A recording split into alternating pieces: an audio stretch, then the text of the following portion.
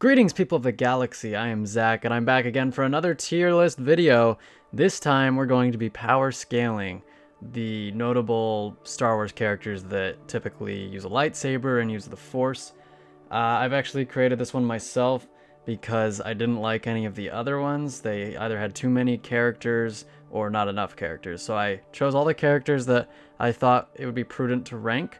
And without further ado, we're going to just sort them into this tier list, shall we? Alright, so we're going to start with S tier, and then we're going to work our way down to F tier.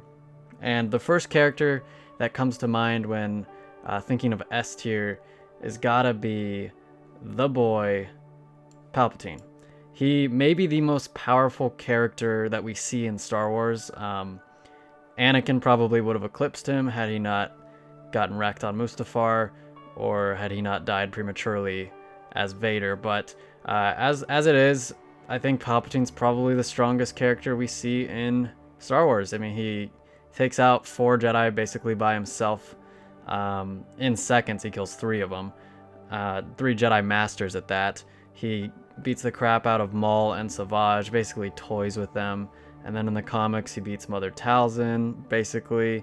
And he's just a powerhouse. He's a well of knowledge, and he's easily the most powerful Sith that we see in canon.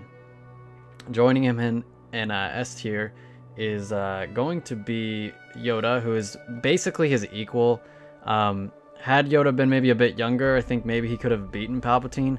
But these two are kind of two different sides to a coin. They basically match each other in power. I mean, Yoda has got hundreds of years of experience. His skill with the Force is unmatched in the Jedi Order, and I do think only Palpatine is capable of matching him. Also in S tier is going to be Mace Windu. He is likely the second most powerful Jedi in the Order. You could argue, and I would argue, that he's a better duelist than Yoda, so he's able to actually best Palpatine in Revenge of the Sith, although I do have a headcanon that Palpatine threw that fight. But George Lucas claims that Mace Windu straight up won it, so he basically defeated Palpatine in lightsaber combat. He utilizes Vapad very well, and he's very strong in the Force. Not quite as strong as Yoda, but very strong, and he's no joke. He's definitely belonging in S tier. And then I think the only other character I'm going to put in S tier at the bottom of S tier is probably Darth Vader. He is extremely powerful, and he has a lot of experience killing Jedi. He's probably killed more Jedi on this list than like any of these characters combined. He's absolutely insanely powerful. And I don't think he's as strong as these three. I definitely think they would all defeat him, as much as I love Vader, but I do believe he's stronger than everybody else on this list. Absolutely love Vader, and he's proven time and time again how strong he is. Just defeating Ahsoka, toying with Kanan and Ezra, massacring the entire Jedi Temple with his clones. I mean, I could go on.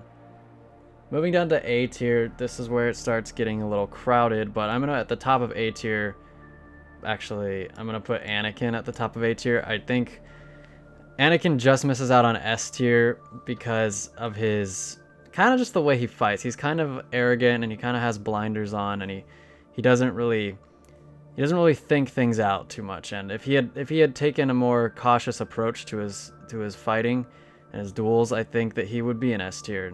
And if he had developed his Force abilities a bit more, I think he'd be an S tier. But as it stands, still a very powerful Jedi Knight, more powerful than pretty much every Jedi Master in the Order, bar these two. He definitely belongs at the top of A tier for me. Right alongside him is his old master, Obi-Wan Kenobi. Probably the best defensive duelist in the Order. Master Sarisu. That's actually why they send him to fight Grievous. They don't think that there's anybody better to kill Grievous than Obi-Wan, and Obi-Wan does his job.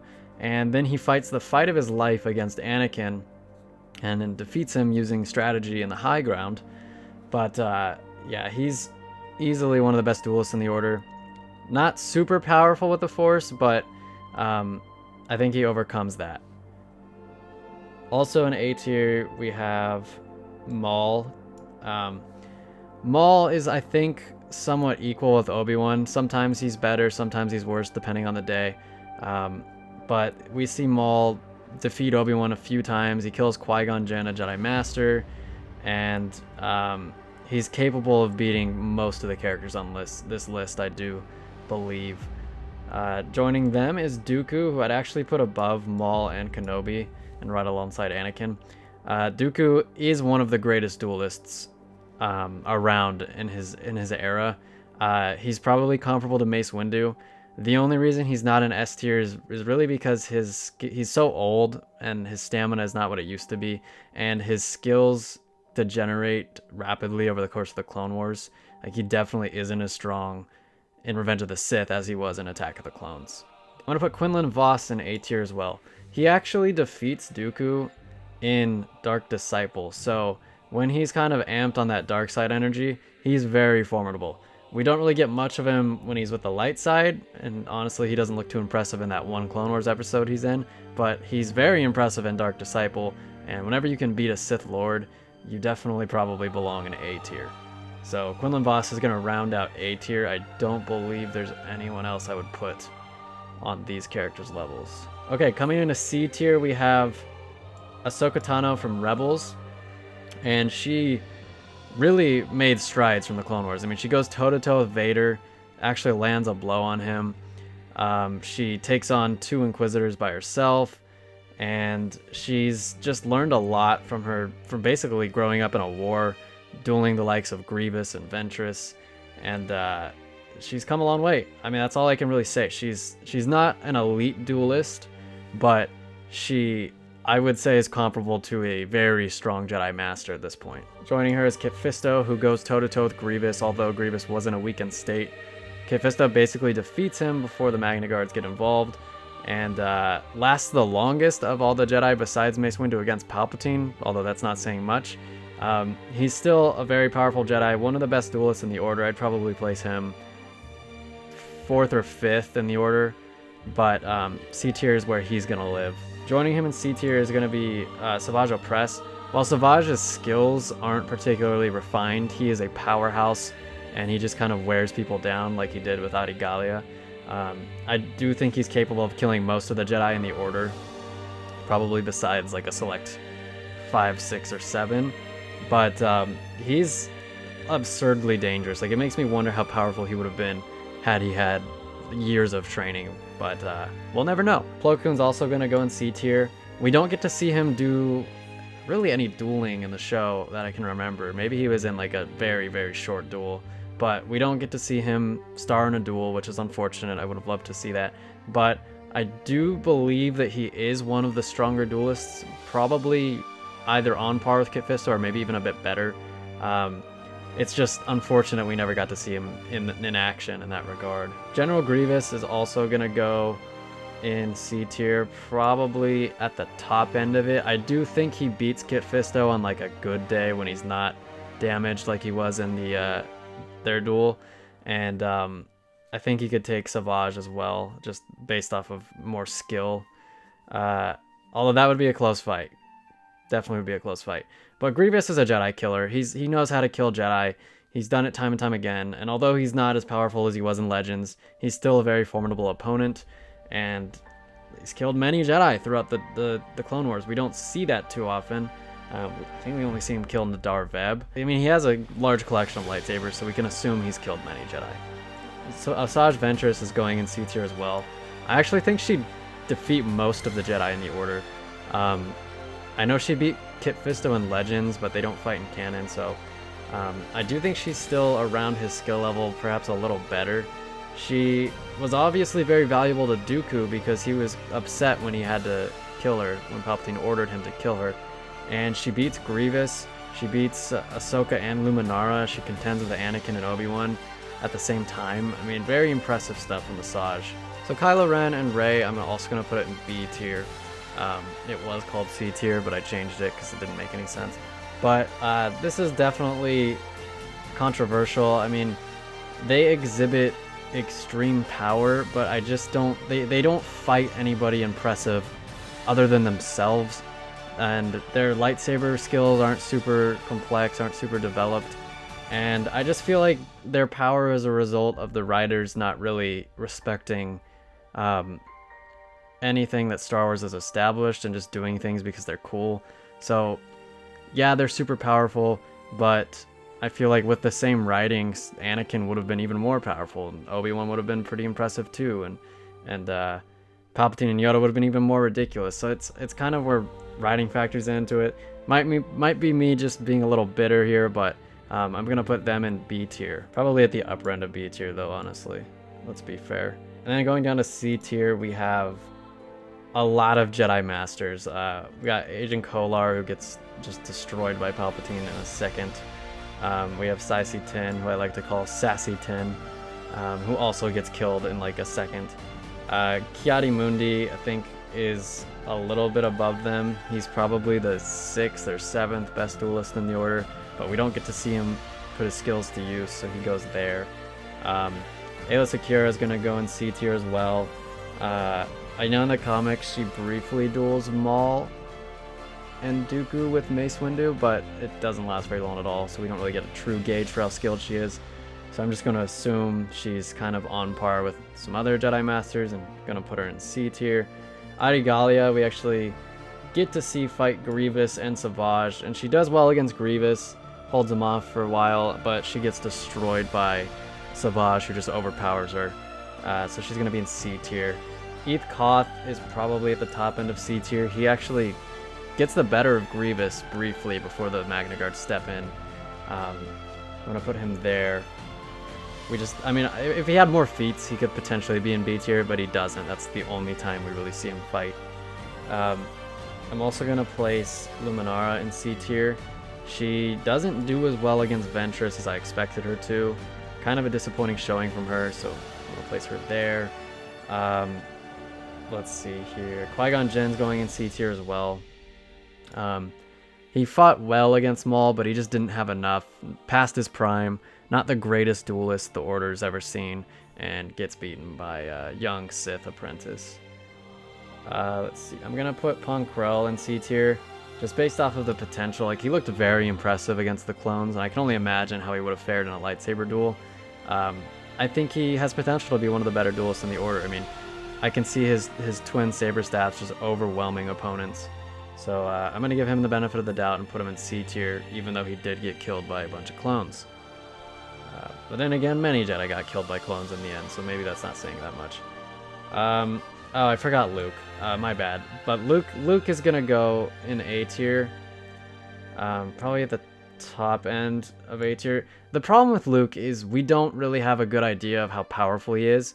He's the son of the Chosen One, so he should be very powerful, but we don't really get to see him put his skills to use outside of astral projecting himself across the galaxy, which is a very impressive feat.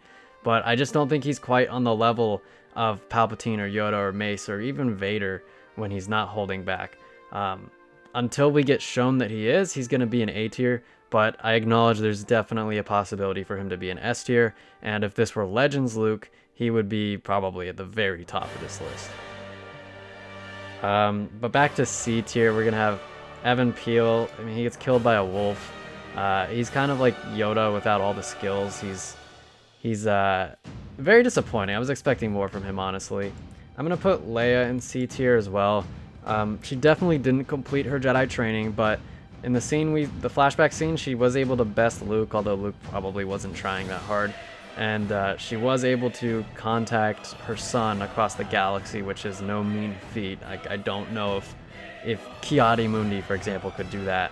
So I'm going to put Leia in C tier because while she's probably not super skilled, she does have raw power that she just didn't really tap into all the way. But we're going to put Pre Vizsla in F tier because he doesn't have the Force. He's a talented warrior, but he's not on the level of, say, Grievous. When you don't have the Force, you have to be like incredibly skilled or technologically sound, and Grievous is both.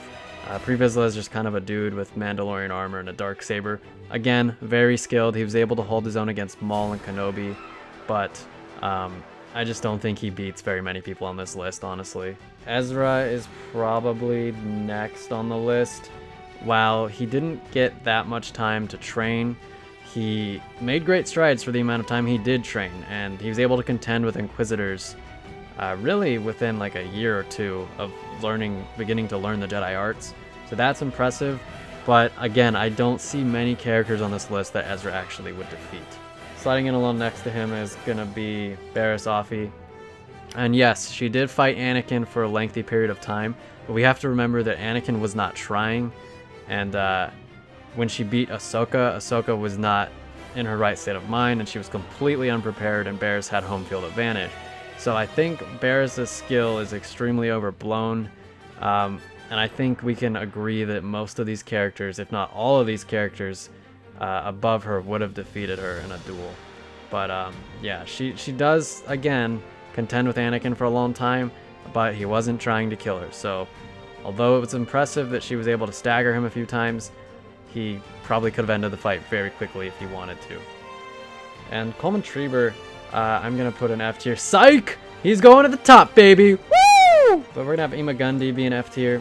I really like Ima Gundy. I thought he was cool. Really bummed when he died in one episode, but his name literally means I'm going to die. So I couldn't have been too surprised, but he just doesn't show anything that would lead me to believe him to be an incredibly powerful Jedi or duelist. He's kind of just your run-of-the-mill Jedi Master, and so he's going to be an F tier.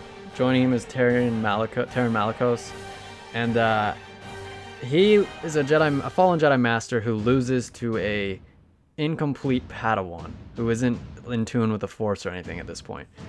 He's definitely got some stuff to get off his chest still. Like this isn't fully accepting of the Force Cal Kestis that beats Taron Malicos. This is kind of like a midway between rejecting the Force and accepting the Force. So he doesn't even get beaten by the best version of Cal, which is kind of embarrassing for him.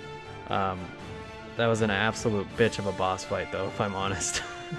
I lost that boss fight so many times. So the ninth sister is going to go in there as well because she performs even worse against Cal, gets killed very early on in Fallen Order. Kind of a pathetic showing from her. The sixth, I think is the fifth brother. He's also going in there. He's either the fifth or the eighth brother. I never get these. It's hard to remember them when they don't have like actual names. But he's going in F tier because he's your basic Inquisitor, and he gets killed pretty easily by Maul, I believe. This other Inquisitor, he's either the fifth or the eighth. I think he's the eighth, and I think this is the fifth. He gets killed pretty easily as well. Doesn't really show too much. The Grand Inquisitor is going to go towards the top of F tier. I think he's more powerful than the show let on. I mean, I don't think on a normal day he would lose to Kanan. I think Kanan just had one of the fights of his life, and I think the Grand Inquisitor had a bad day. But he's the leader of the Inquisitors for a reason.